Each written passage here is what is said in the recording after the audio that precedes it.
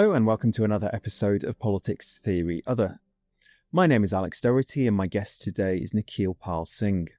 With the violence of the United States Immigration and Customs Enforcement Agency escalating yet further with the murder of Alex Pretty in Minneapolis, we talked about Nikhil's recent article in Equator titled Homeland Empire, in which Nikhil argues that from Venezuela to Minnesota, Donald Trump is creating a borderless American power, collapsing the foreign and the domestic into a single domain of impunity. We talked about how the relative shift away from the preoccupation with the US's southern border towards the targeting of migrants across the United States is symptomatic of this collapse of the foreign and the domestic. And we also talked about how previous administrations laid the basis for the expansion of ICE.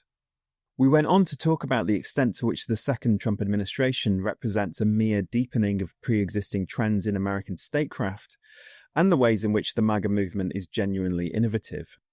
Finally, we talked about the weaknesses of the Trump administration, and why Nikhil thinks it is fundamentally unable to construct a genuinely hegemonic project.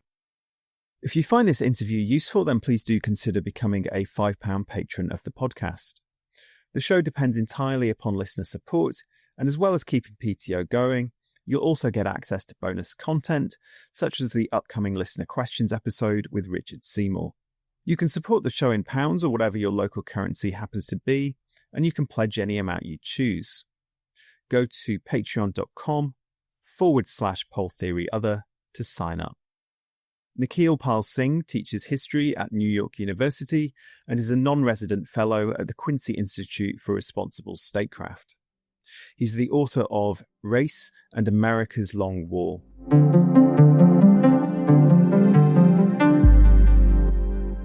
So, Nikhil, your recent article in Equator is titled Homeland Empire. And in the piece, you write that Donald Trump's real innovation has been to marry the archaic geopolitics of a settler empire to the modern legal frameworks devised by his liberal predecessors. What distinguishes his latest regime is its effort to reimagine and remake the borders of American state power, collapsing the foreign and the domestic in a single domain of impunity, call it, quote, Homeland Empire. And you go on then to say that familiar analytical frameworks which rely on the distinction between foreign and domestic realms, normality and legality, policing and war, cannot provide the world picture we need to grasp what's happening here. So, can you expand on this concept of Homeland Empire, and especially this notion of the collapse of the foreign and the domestic, and why attempting to understand the behaviour of the administration in terms of discrete spheres, foreign policy versus domestic policy, say, is really to misunderstand the nature of the MAGA project and the second Trump administration? Sure. In a way, it's the whole thing, right? I mean, I'm trying with that conceit of Homeland Empire to allow us to begin to understand the actions of the Trump administration as a piece. You know, we have a tendency to get kind of constantly knocked back by the sort of latest outrage. And we will spend a day doing video forensics of an ICE raid that leads to the murder of a protester, for example. And then we'll spend the next day talking about the legalities of the seizure of a Venezuelan oil tanker.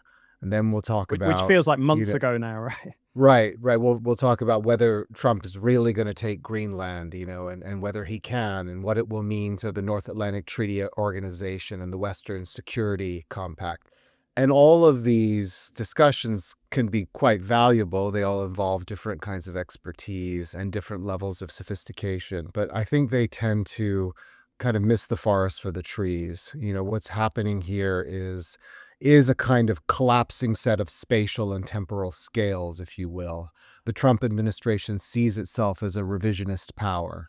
They're trying to change the terms of order, the way things have been done in the past, by destabilizing some of the familiar ways we have of kind of thinking about and organizing the world. For example, the idea that there is a domain called foreign policy, in which the U.S. president has for a long time, the U.S. executive branch has for a long time operated with considerable impunity and certainly with less oversight and more latitude than, say, in the domestic realm, where we're supposedly a nation governed by laws, the separation of powers, protected rights, and so forth, right? But I think increasingly what we see is that distinction between a kind of foreign and a domestic doesn't really hold up. And the administration itself operates in a way to kind of accentuate that blurring, such that we have something like military action in American cities to round up immigrants. And then we have a kind of police action to kidnap or arrest a foreign head of state accused of drug trafficking, who's then brought to New York City for trial. How do these kinds of operations fit into the familiar baskets of, say, policing and war? There's a kind of inversion going on, and that's something that I'm trying to capture. And presumably you would see as part of that inversion the way in which in the first Trump administration we saw a lot of focus on the southern border and building the wall and all this kind of thing, whereas now it's much more centered on the US internally. 100%. I would make 2 points in response to that comment. One is the first Trump administration really focused on what you might call kind of the idea of prophylaxis, right? We're going to build a wall. We're going to seal ourselves off from the outside world. Whereas the second Trump administration is actually expansionist, which seems sort of counterintuitive, really. Instead of thinking that the nation stops at the border, there's a kind of revisioning of the national project as something that is continental, that's hemispheric, that kind of radiates outwards. Not globalist, because they want to distinguish themselves from a kind of abstract idea of the globe and of the rule-bound order and so forth. But they are thinking in terms of territorial aggrandizement that is quite different from the first administration. But the second point I would make in response to what you just said is that the border politics and immigration enforcement has been disproportionately focused on areas within 100 miles of the border, really for the last 30 or 40 years. There are lots and lots and lots of immigration arrests, deportations, expulsions that occur within that zone, and Customs and Border Protection, which is a branch of Homeland Security that focuses on the border, has been a kind of notoriously brutal and summary executioner of that project over again, several decades. And the Border Patrol was actually founded in 1924. But what's happened in the second Trump administration is that the priority has been placed not on sealing the border or even arrests at the border, and border crossings are in fact down quite a bit because there have been military forces deployed to the border, and also because border crossings really started to taper off after the kind of surge that happened in the COVID years. So there's some sort of aspects of the push and pull that have changed, not as a result of policy, but as a result of larger kind of macro forces. But what the Trump administration has done in response is really to turn to this idea of interior enforcement, to bring the Border Patrol along with ICE, Immigration and Customs Enforcement, which is the other sort of key enforcement arm, into the country, and especially into urban areas and into American cities that are seen and have been seen for a long time by the GOP, by the Republican Party, as politically hostile territory. So there's a kind of dual purpose there. One is to engage in a far more disruptive immigration enforcement, much of which is aimed at long settled residents, even those who are out of status, but has nonetheless long settled, often in jobs, often in mixed status families and communities.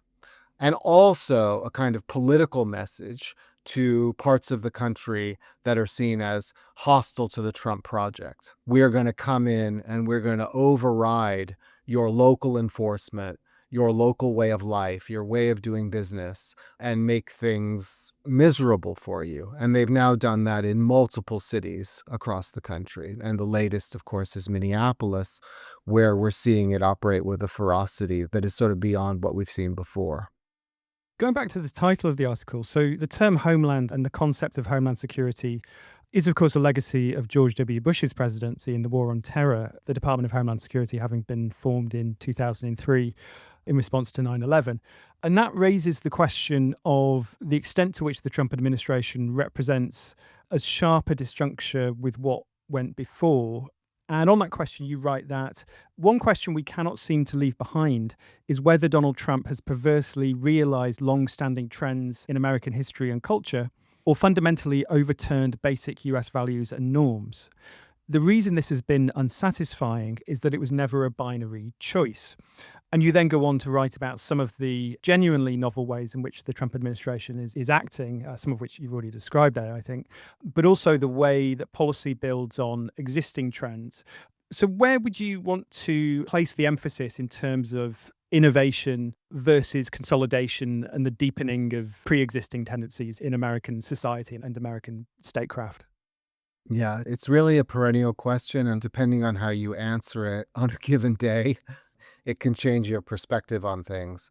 I have long, kind of perhaps too long, erred on the side of the continuity argument. I think that the national security state, the imperial presidency, the various law and order demiurges from the war on crime in the 1970s and 80s, the war on drugs in the 1980s and 90s, the war on terror in the 2000s and the 2010s, all of these have been in some sense accretive processes.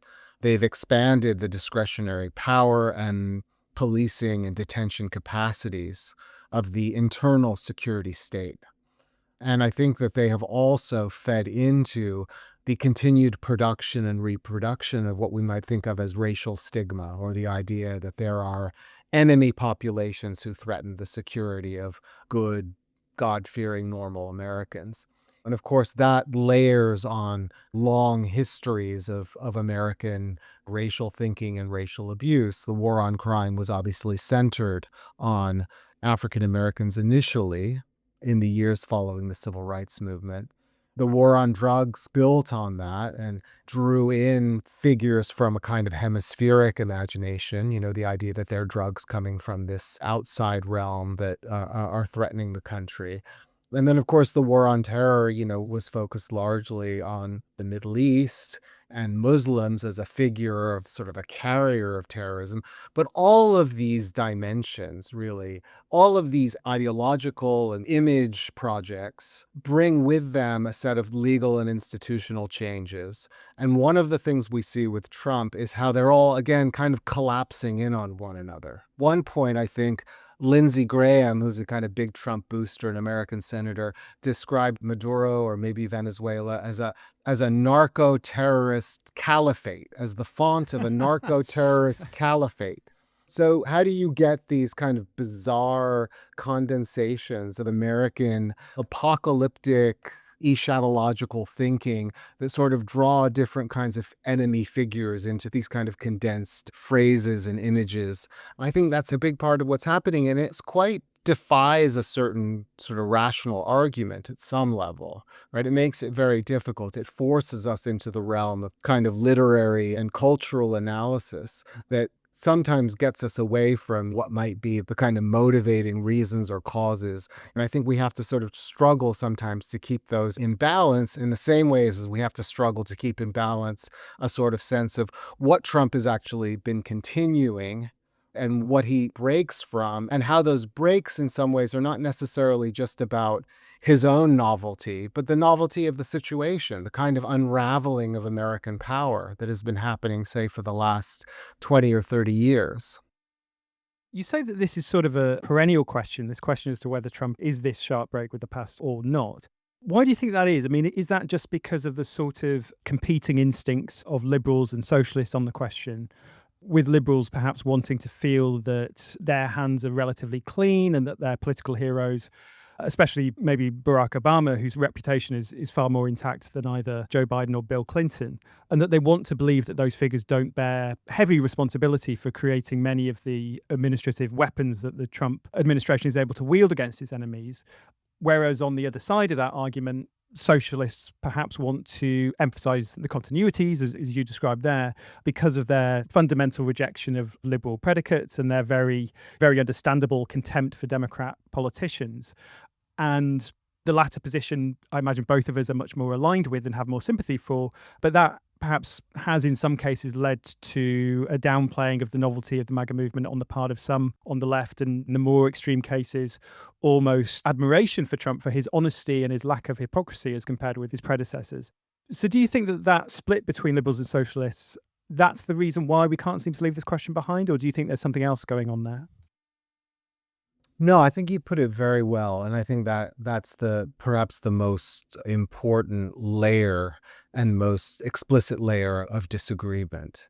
You mentioned Barack Obama, and if we look at Barack Obama, just in the context of immigration enforcement, he did two things that are really, really central and crucial. I mean, at the time even, Obama was criticized from the left for his high levels of deportation.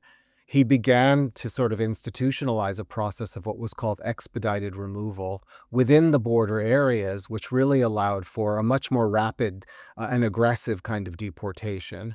And he also helped to put what was still in some ways a fledgling agency, ICE, Immigration and Customs Enforcement, and built it up into the sort of institutional kind of node that it is now. So Obama is extremely important as a fulcrum between the sort of origins of Homeland Security in the Bush administration and its kind of hypertrophy and abuse in Trump. And I think that we can't lose sight of that continuity. And I think that liberals obviously are not too enamored of this argument because, as you say, it sullies their heroes. And also because so much of the liberal argument is that we just need to get back to some kind of normalcy where things were actually functioning well, when in fact, if things really were functioning so well, we wouldn't have found ourselves sort of degenerating into this state. Now, having said that, I do think you are also right to caution those on the left for being too blithe or complacent about what Trump is in fact doing. I take some of this as a self-criticism, not that I feel like flagellating myself about this or anyone about this. I think that the circumstances have changed, that there is a difference between the first Trump administration and the second Trump administration. In the first Trump administration, the proxy for this debate that we're describing between whether Trump is a breaker of norms or a continuity was this sort of question of, is Trump a fascist? And my own view in that first iteration of it tended to be that Trump might have fascist sympathies, actually sure that he does, that there are certainly fascists who are supporters of Trump, and we saw that very clearly right after his election and certainly subsequent to that. But the administration was not functioning in terms that we could fairly characterize as inaugurating a kind of reality of sort of fascist politics in the United States or fascist statecraft in the United States. It wasn't yet at this sort of point where it is now, I think, where that argument seems to me potentially far more persuasive. Where actually now what we see is an administration that has not only built up a paramilitary force that is in a sense primarily loyal to the administration, it is engaging in a kind of mimetic warfare, propaganda, that really is about, as I've said, expanding the domains of rightlessness and stigmatizing the vulnerable as enemies who can be detained, tortured, potentially killed with impunity, and establishing a kind of trajectory going forward through funding streams, through planning and policy that has the potential to make this a far, far more dangerous situation for the future of democratic politics in the United States than what we saw in the first Trump administration. I myself am a little bit wary of the comparison with 20th century fascism sometimes. There are obvious dangers of thinking by analogy, and that can lead to missing some of the specificities of the situation. But nonetheless, I mean, reading your article and thinking about some of the key points you touched on there, the collapse, as we've talked about, of the distinction between foreign and domestic policy, the chaotic, arbitrary nature of Trump's rule, even the sort of initially ambivalent position of business, followed by a more wholehearted support. All of this has quite obvious resonances with how historians have made sense of of Nazi Germany. I'm thinking in particular of a very early book, Franz Neumann's 1942 work, Behemoth, The Structure and Practice of National Socialism, where there he's talking about the non-state, the collapse into lawlessness, and the way the system was defined by parallel competing power structures and the normalization of arbitrary rule.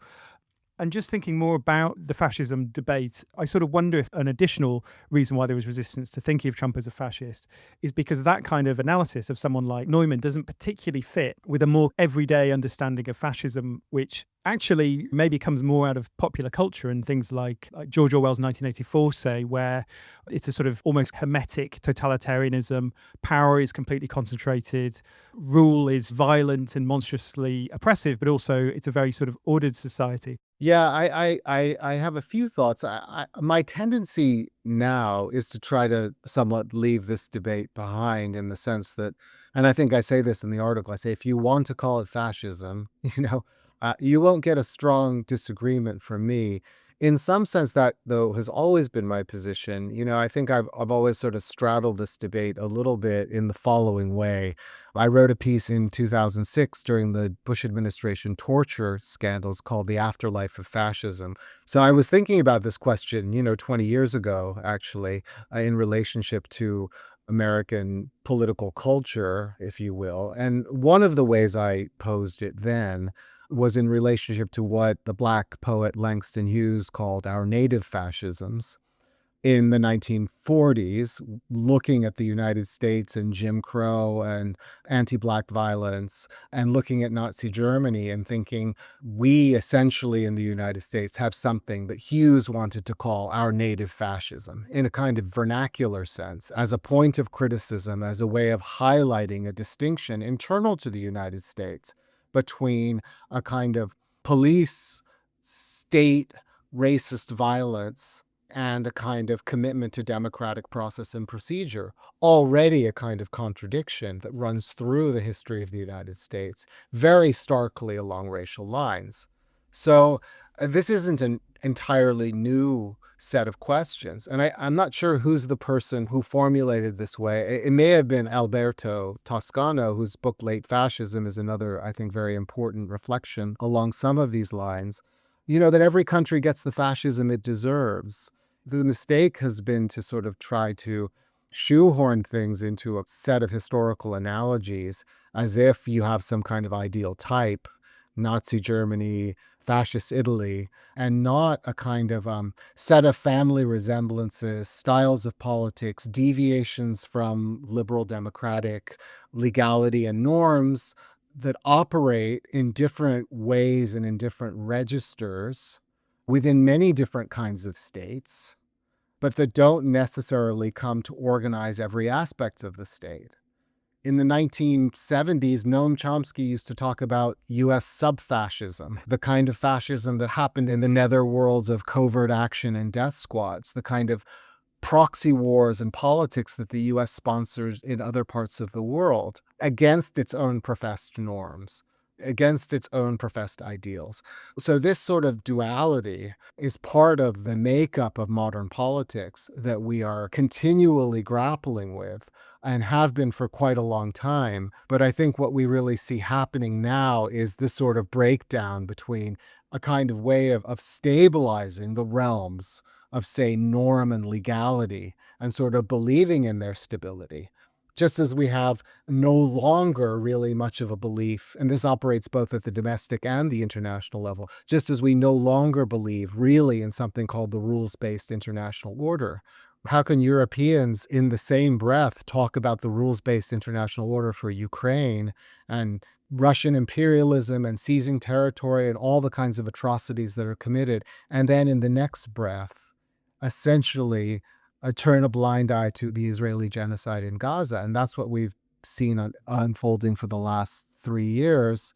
That, to me, has a far more consequence in understanding the unraveling we've been experiencing than Trump by himself. Trump's not the motive force of that.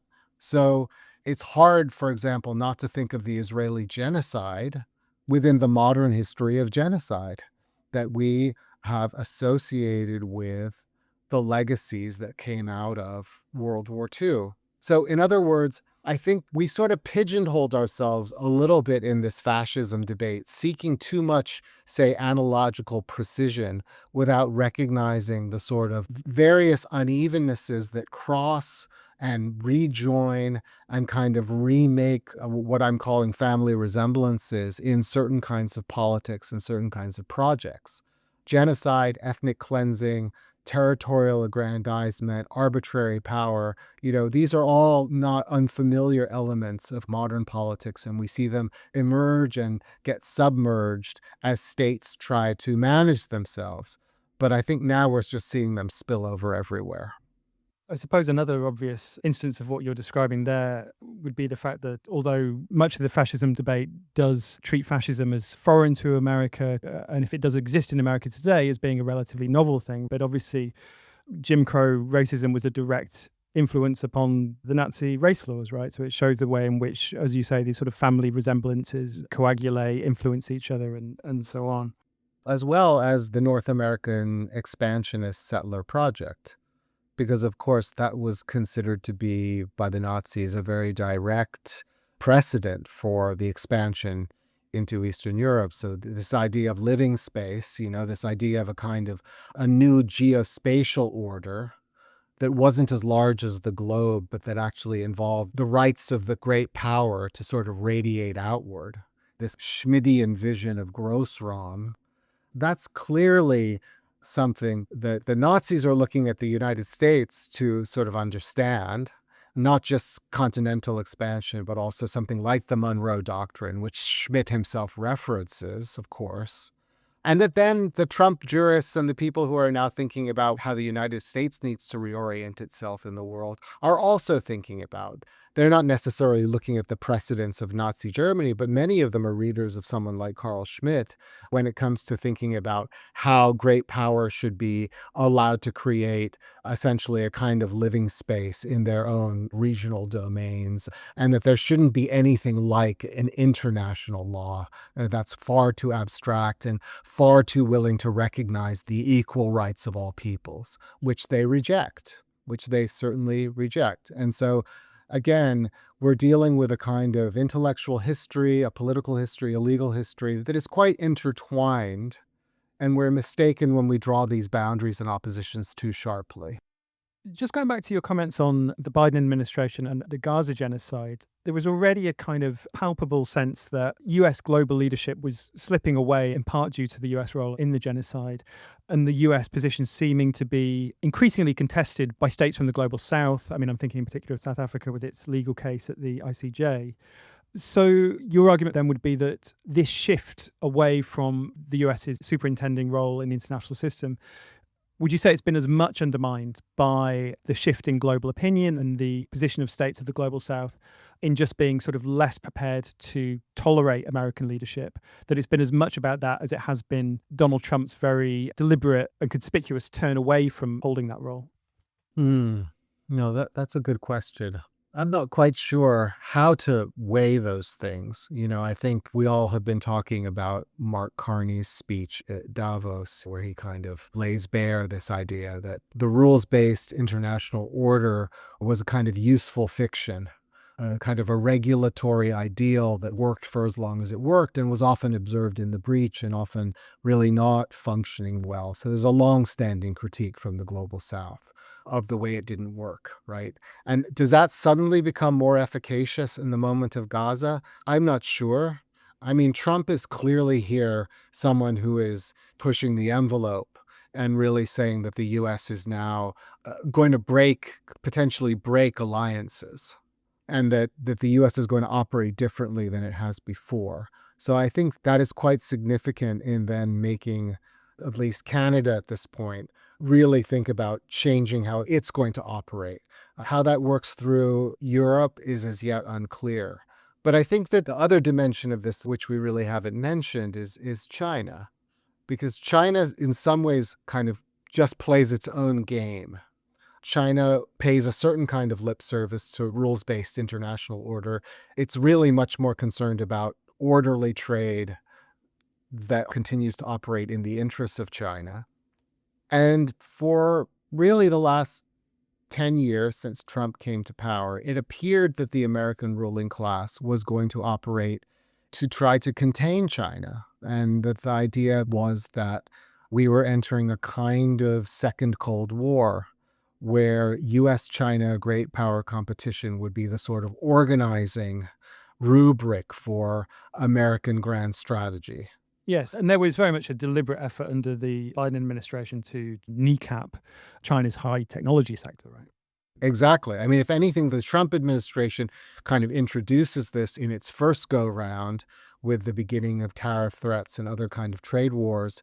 The Biden administration really tries to put this on a strategic foundation going forward. Well, all of that's unraveled, right? All of that's unraveled. And it seems that what's happened instead is there's a kind of a move on the part of the Trump administration and a certain segment of the American elite to basically say, well, at least for now, we're backing off of China.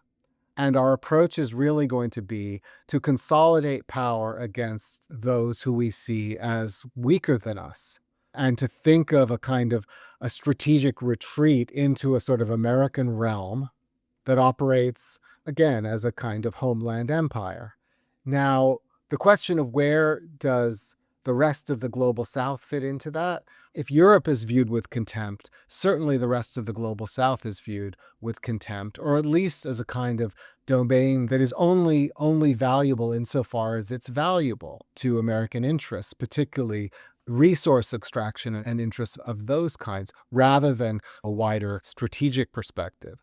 So to answer the question about the unraveling of the rules-based international order, we have to see it as part of a kind of overdetermined process with multiple causes. It's been unraveling, first of all, for a much longer period of time.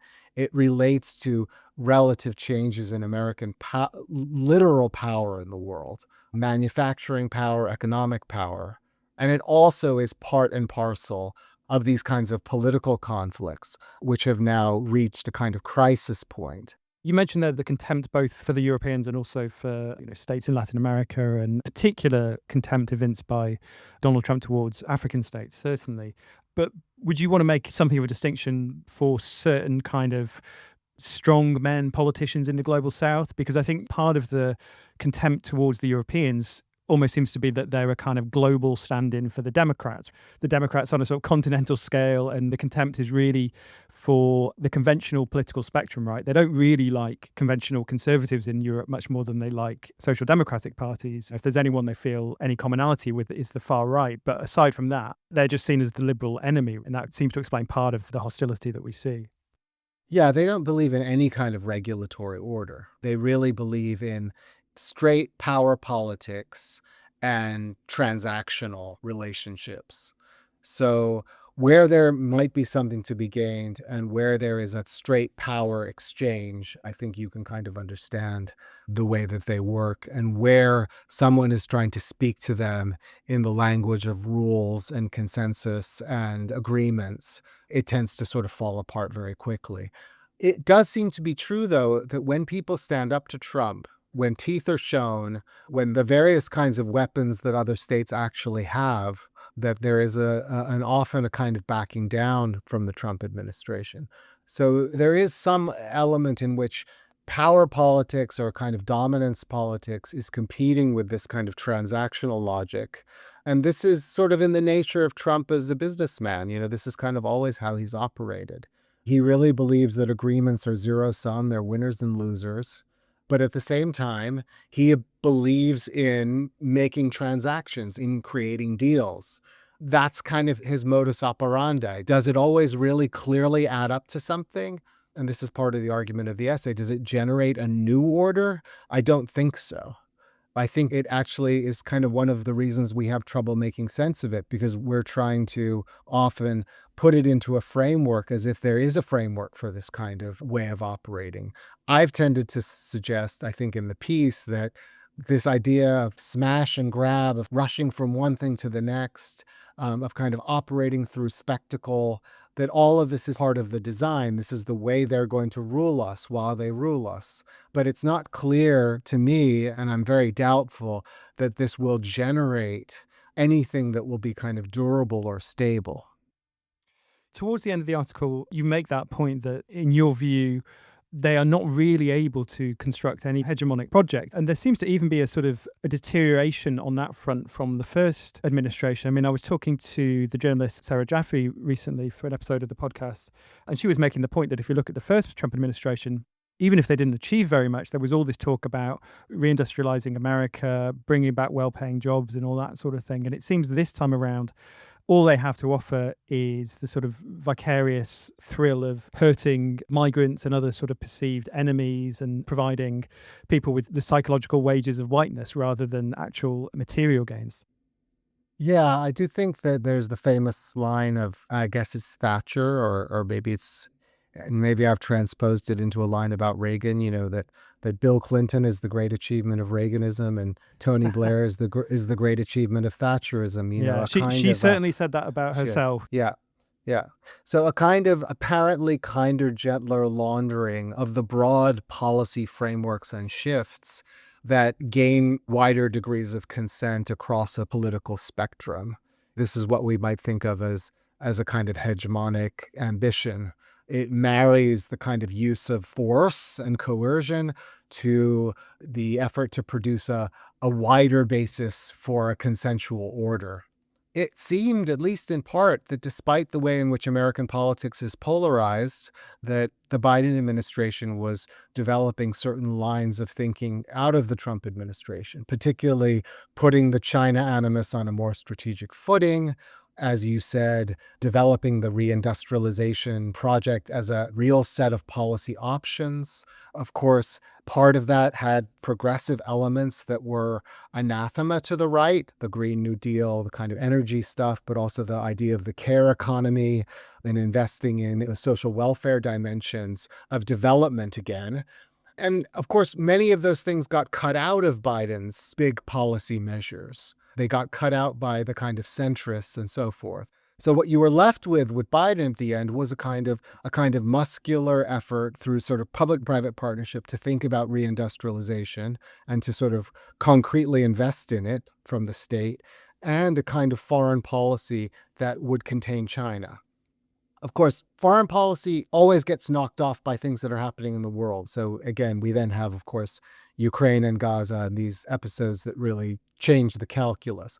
But I think from a strategic vantage point, that's what Biden was trying to do. And you could see lines of continuity from Trump. But I think this time it's much less clear. This time it feels like they're not trying to build on what came before.